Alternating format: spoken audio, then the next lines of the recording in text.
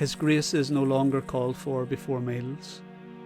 Farmed fish multiply without his intercession. Bread production rises through disease-resistant grains devised scientifically to mitigate his faults. Yet, though we rebelled against him like adolescents, uplifted to see an oppressive father banished, a bearded hermit, to the desert, we confess to missing him at times. Miss him during the civil wedding when, at the blossomy altar of the registrar's desk, we wait in vain to be fed a line containing words like everlasting and divine. Miss him when the TV scientist explains the cosmos through equations, leaving our planet to revolve on its axis aimlessly, a wheel skidding in snow.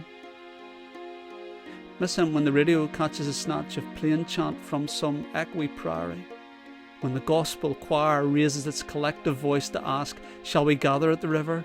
Or the forces of the oratorio converge on, I know that my Redeemer liveth, and our contracted hearts lose a beat. Miss him when a choked voice at the CREMATORIUM recites the poem about fearing no more the heat of the sun.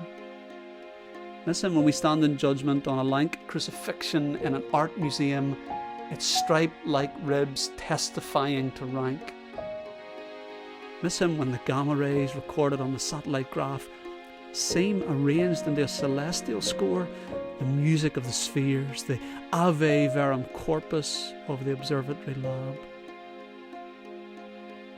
Miss him when we stumble on the breast lump for the first time and an involuntary prayer escapes our lips. When a shadow crosses our bodies on an X-ray screen, when we receive a transfusion of foaming blood sacrificed anonymously to save life. Miss him when we exclaim his name spontaneously in awe or anger as a woman in a birth ward calls to her long-dead mother. Miss him when the linen-covered dining table holds warm bread rolls, shiny glasses of red wine. Miss him when a dove swoops from the orange grove in a tourist village just as the monastery bell begins to take its toll. Miss him when our journey leads us under leaves of Gothic tracery, an arch of overlapping branches that meet like hands in Michelangelo's creation. Miss him when, trudging past the church, we catch a residual blast of incense, a perfume on par with the fresh-baked loaf which Milos compared to happiness. Miss him when our newly fitted kitchen comes in shaker style and we order a matching set of Mother Ann Lee chairs. Miss him when we listen to the prophecy of astronomers that the visible galaxies will recede as the universe expands. Miss him when the sunset makes its presence felt in the stained glass window of the fake antique lounge bar. Miss him the way an uncoupled glider riding the evening thermals misses its tug.